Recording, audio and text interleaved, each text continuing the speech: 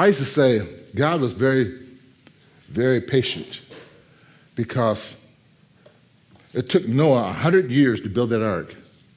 And God was very merciful. But it was even more so than that. Because it says, from the time Methuselah was born, Methuselah lived 969 years. God could have took it out any time. But Noah didn't start building until the last 100 years of Methuselah's life. So for nearly 1,000 years, God was patient and working with this generation. Methuselah died the year God shut Noah up in the ark, and he left.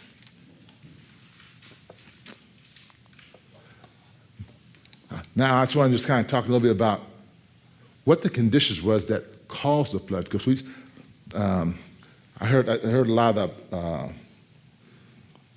the people speaking to him say, how could that flood? And then they think of it, it couldn't happen like that, because they had to rain more than 40 days in order to flood everything. But I got all you strong students of Scripture in here, so this is going to be an easy sell. Because as you guys look at this, you can try and say, well, God said it, it is. And that's true. But I wonder what the conditions was in order for the flood to come into fruition like it did. You guys ever heard of a guy by the name of Dr. Carl Ball? His name is, I see. You know, man, shaking your head. Yeah, incredible man. His name is Dr. Carl Ball. He's out of Texas. Yeah, I think it's the Glen Rose. I think it's the. We went down to see him, see that place. But he's an incredible scientist, and what he did, he has a creation museum, and he reduplicated the effects of what happened on Earth in order to see what that would look like. I went down there, and Anita and I had an opportunity, went down to see him. One thing he showed, and this is a little side note, he's showing in the condition of the world before the flood, men were so much bigger than we are right now. He showed where Adam, set in that perfect condition, removing all the radiation rays and all of a sudden the function as it did, Adam was over 7 foot tall. He had this because it's showing how everything was growing, was building. So when I looked at that, I'm always thinking of Adam like a David, or Adam like a me, or Adam like this. But he's thinking everything was multiplied because everything was so enriched, the body was so enriched. But what he showed was right above, what he said was right above the earth. If you see the earth as we see it now, he said 11 miles above the earth was a water canopy. The earth was like setting in almost like a womb itself. It's enveloped in water. It had a ring around it, almost like Saturn type. And then when this ring around it, there's water that was contained all around the rays into the earth. I mean, the rays from the outer space hitting the earth. One thing I thought was incredible was that they said, see, when we go outside, we look outside, we see the sky and the blue sky, and see the weather as it relates to us now. He said, but at that time, the sky wasn't blue. It had been pink. Because it had been filtered. What we see right now is earth that has lost its protective covering. So with this pink haze all about it, we find out evidence of it in Scripture as well, as it speaks in terms, as God spoken says, let the firmament, in Genesis 1, separate the earth from the ground. He said that firmament was a water canopy that filtered and protected the earth from all the rays. I love this part.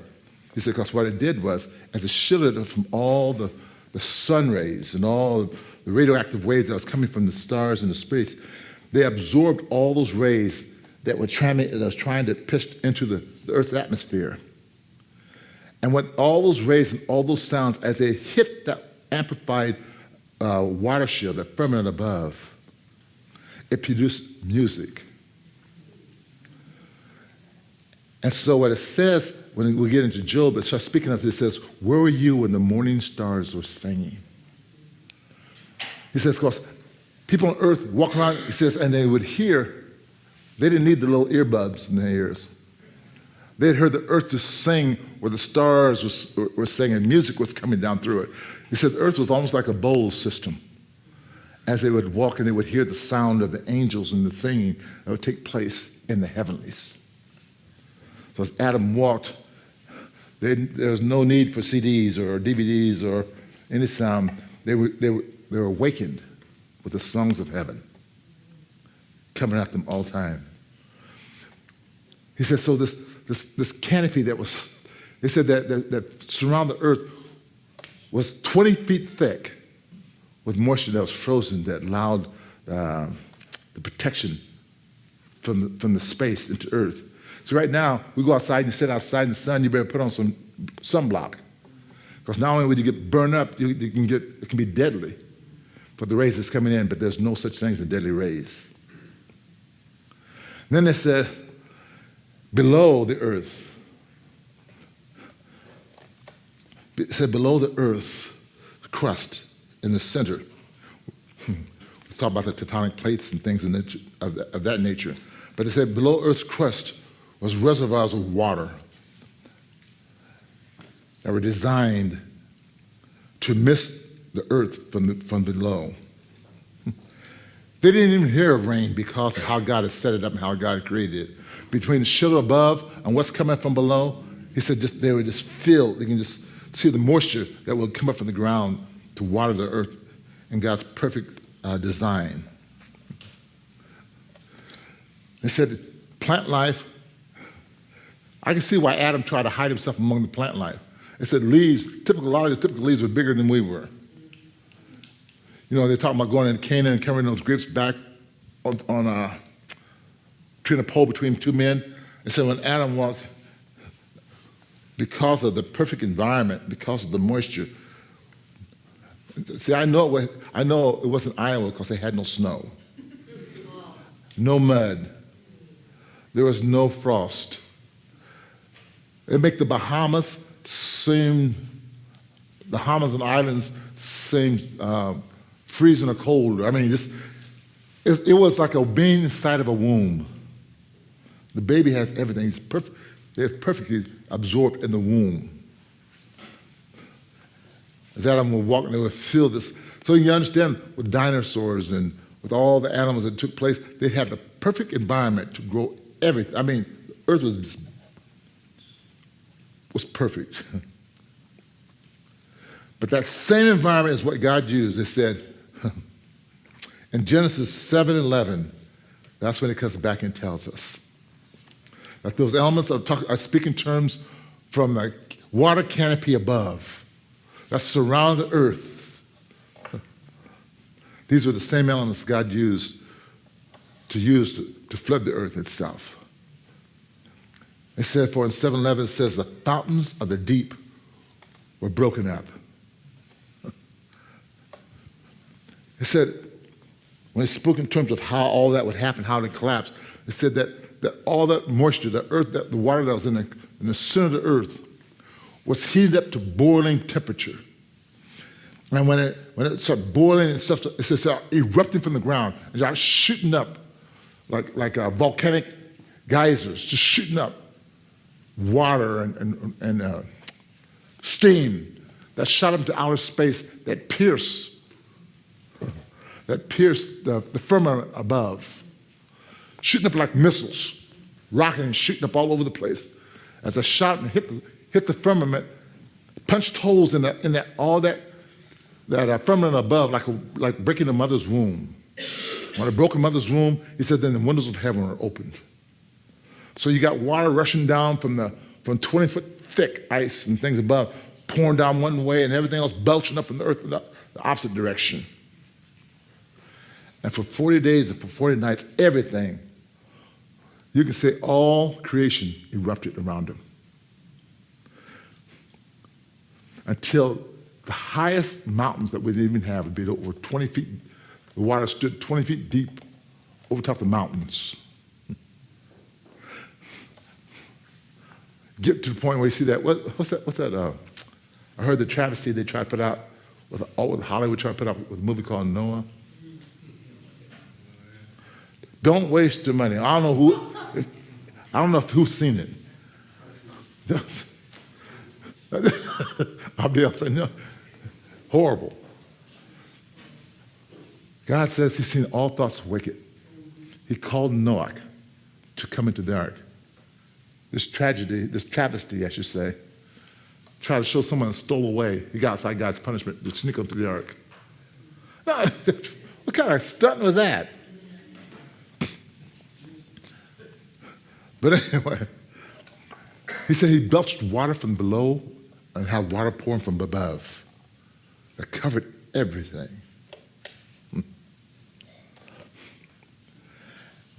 And then the scriptures tells us that when the ark concluded, when the flood concluded, when Noah stepped off that ark, he came off the ark, his family, to see a world that was vastly changed from what it looked like when he first went in.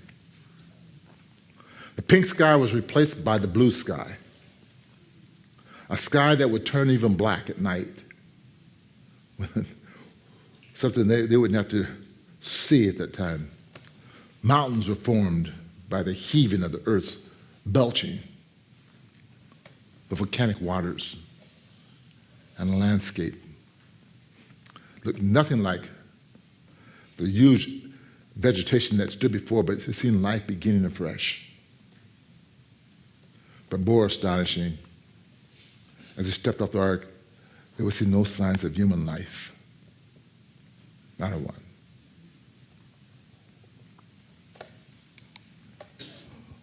Everything I just said was setting the tone for God's words to come forth. So when God starts speaking in terms of the spirit of preservation, what he's going to do with this? He says, you have to understand the magnitude and the depravity from where he began to allow the full effect of the words that he gave to us as we move forward in our study as to ensuring why he preserved us to perpetuate this thing forward. I was thinking in terms of, could you imagine, and we'll get more into this as we get further into our study, but could you imagine if you never have seen rain before, never even heard of it? I was thinking, if Noah's walking to somebody and said, it's going to rain. He said, what's that? Because she's used to the mist. And then you experienced rain. They wouldn't have experienced rain. Noah and his family would experience rain. You know, from that point forward, could you imagine every little sprinkle that came down? Deja vu. You know, we get rain now, and we think like, you know, it's just a sprinkle. But it had to begin with sprinkles. So I bet you that stunned them to the point that if it started to rain, because now this is how God's going to water the earth, not from below, but now from above. If it started to rain, you walk outside and it says, bloom, bloom, bloom. I think my mind would go, oh my God, here we go again. Here we go. And I would be frightened. I mean, I'd be sitting back behind the window, just watching, plip, plip, plip, plip. And I would just, oh my God, oh my God, my gosh. You know, what did we do? So God trying to say, you know, in order to ensure that you don't get fearful, I'm going to put a bow in the sky. Every time you see the bow, it means that you're not alone. You're going to remember, I'll never do that again. Your life will continue. So I know they needed that bow. They needed some sign to show that God is with them as such.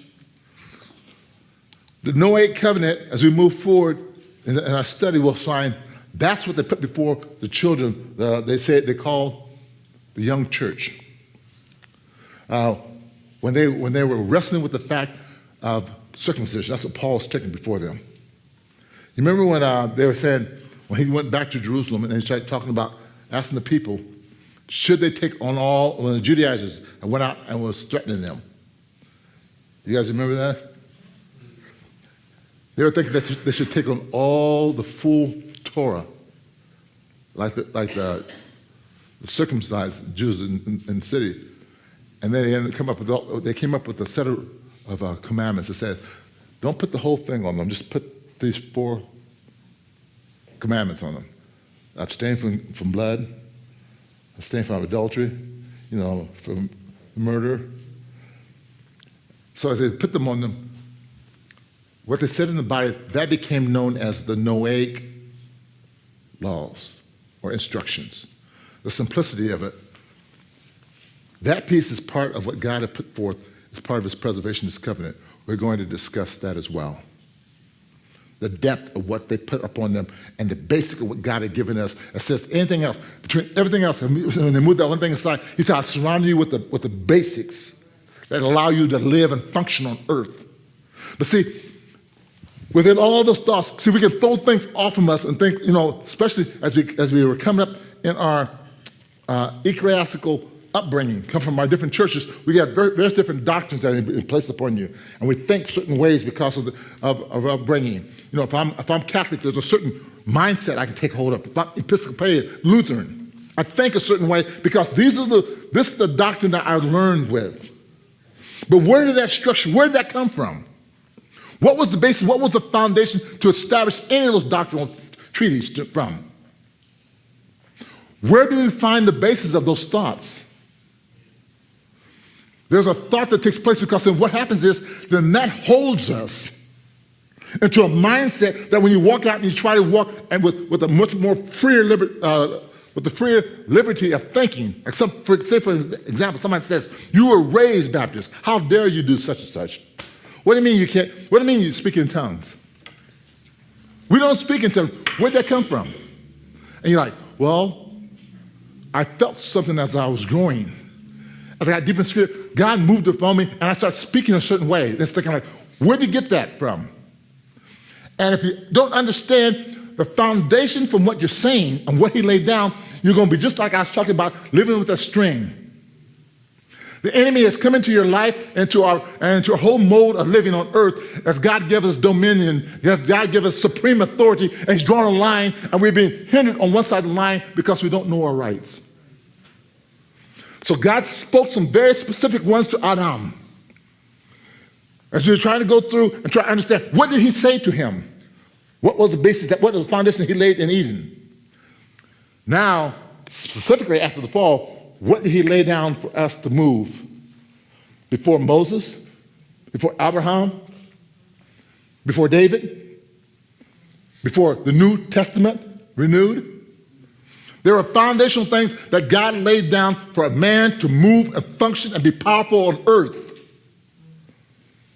What we find ourselves stuck in, we come in thinking doctrinally. We come in thinking on how we are raised, and we hold true to doctrines that had nothing to do with what God was laying down. And when you do that, the enemy has you right where he wants you.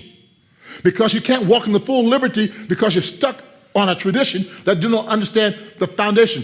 For example, Yeshua told the woman at the well, you worship that you know not of. But we know what we worship. For salvation is of the Jew. What did he mean? Salvation is something that that God set in place with Abraham. Because from there, the whole nation was born. The whole nation is being formed. So what is the foundation that God had established? That came from when Adam was alive and he's trying to pass something along to Noah. So when Noah stepped off the ark, when he starts formulating and start putting together the first sacrifice after the flood to God, defining clean and unclean. Understand what animal, how to pray. What did he pray to him? That was all left over from Adam. So Noah's got to take all what he learned from Methuselah and Lamech and Adam, and now he's perpetuating another race. Because from that Noah, when he stepped off the ark, all Adam's people are gone. Now everything is beginning, all the families are spreading from this 8. And what they learned, and what they shared. Now, in my doctrinal ecclesiastical teachings, have they took all what they had brought off and put that aside and replaced it with other thoughts to try to limit my walk on earth? What are you talking about, Pastor?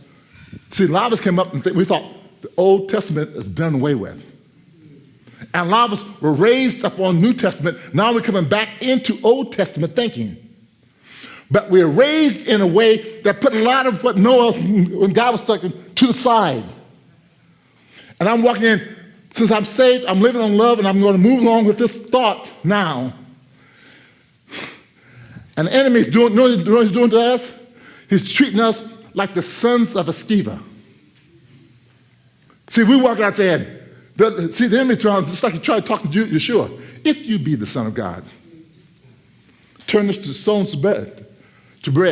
If you are the Son of God, step off. And Yeshua, instead of looking at him trying to say, I'm not going to do that and get into some menial argument with him. Why would I want to do that? This is what we would do. I'm not going to do that. I'll hurt myself. And you're speaking things that aren't really factual. Because Yeshua just said this, it is written. Thou shalt not tempt the Lord thy God. It is written. What's it saying? He's going back and pulling back all this heavyweight, and he's throwing it right back with Satan. And Satan can't fight it because it backs up, because it is spoken and written. It is the Torah, it is the guideline, it's the means to walk on earth effectively. And Yeshua, as a second Adam, is getting back up like the first Adam did. Now he's walking in what God said from the beginning, and he's walking effectively. He's under proper authority. He's under proper alignment. He understands the rules. He knows why God said what he said and where it came from. He knows where it originated from and why he fell. So when Adam fell, what he had to do with Eve, the only way he can get him, he had to take her one way. He says, he knows that you'll be just like him. He wasn't fighting with all those words because they were built to learn. So now, when Yeshua comes, he's come up and he's walking on the same path that Adam was. Because they tried to even challenge him. But how come Moses allowed this? Moses did it out of the hardness of your heart. It was not so from the beginning. I'm walking in the beginning. You guys are walking in the patchwork.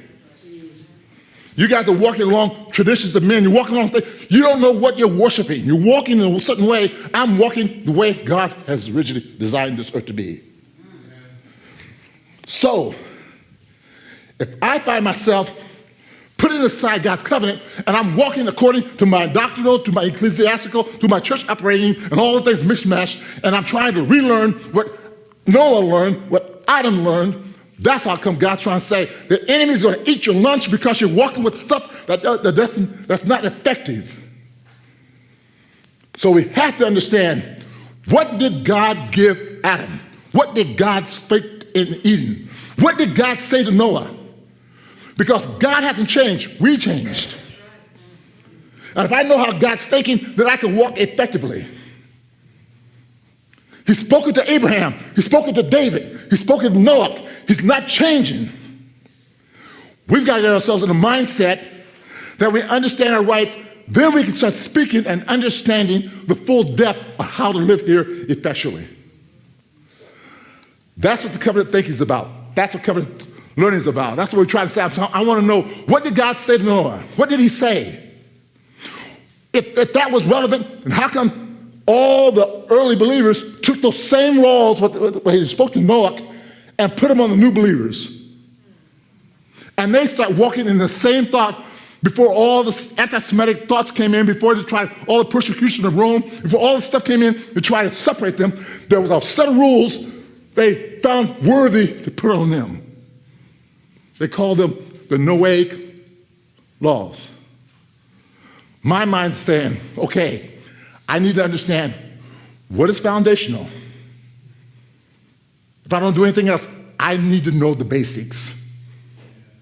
If I know the basics, I can do anything else. Because what they told them says, teach them the basics, because as long as they stay in the community with the synagogue and all their teachers, they'll learn other stuff.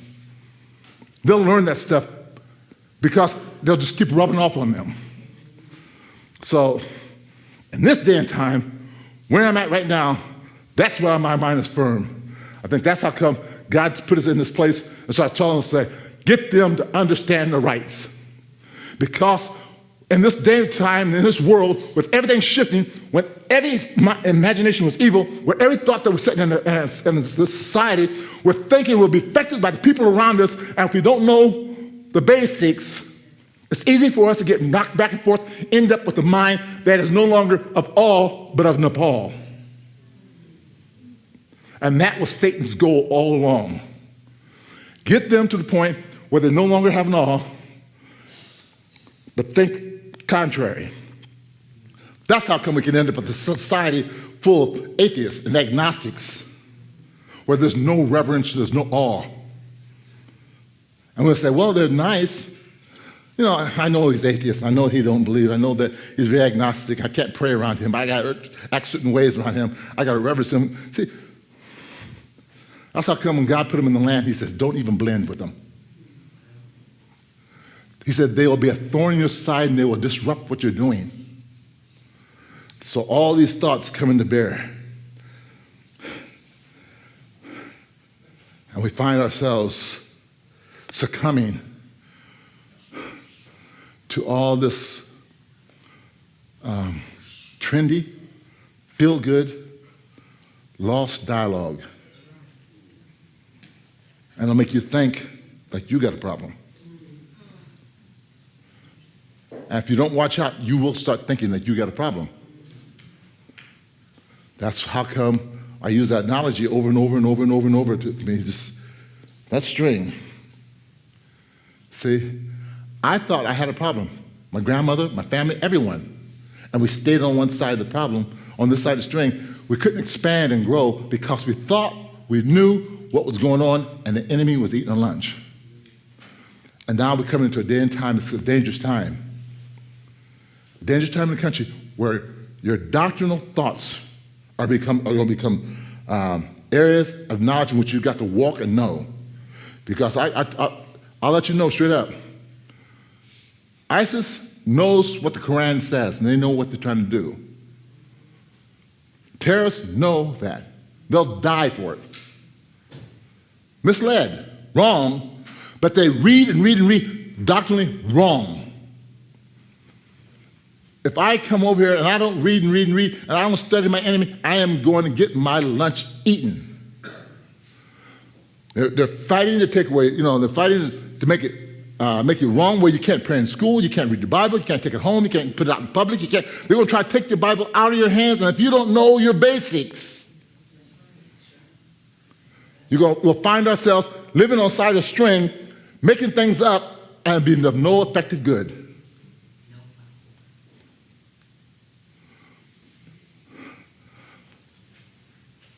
That's how come God is putting an awakening spirit on the inside of you. That's what's drawing you like He's drawing you. Why do you have such a hunger to go back to understand His word more? God says in His word, He's always going to keep a remnant. He needs a people. When the flood came, He took 8 people and had to repopulate again. When all this mess comes up, He's going to take a people, a remnant, that's going to be powerful in the midst of darkness.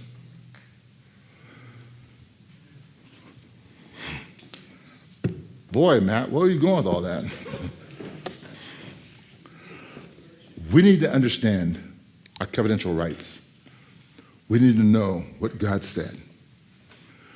When I hear to gain information, we're here to apply truth. So, as we get into our study of the Noahic covenant, as we move forward, that's the whole basis and the thought that God is doing to us now. He's getting us foundationally sure that we can truly reflect Him in this day and time. I can't do it because I'm thinking about it. I can't do it and thinking, well, I think so. God will say, well, you sure didn't think so. He knew so. And we want to be know so. So, it's interesting. I was sitting around, again, speaking to family, and it's interesting, we can come from the same house, but you'd be stunned as to how different people think. How how just society and traditions can alter thoughts. And sometimes you shake your head because you think like, I can't believe you're even talking like this. Where'd that come from? Oh, everyone's not doing it like that. No, they're not. Your circle may be, but everyone's not doing what you're saying. God has said, and I'm putting people ahead to save the family, to save the people. So, and I was amazed. You think I get crazy here? I was really getting passionate talking about covenant then. I looked at them and John says, you got to understand covenant, your heart's wrong. No, this is what we raised. I'm not talking about what we raised. I'm talking about what God said. Show me in his word. Show me what he said. Because some of this stuff is not solid.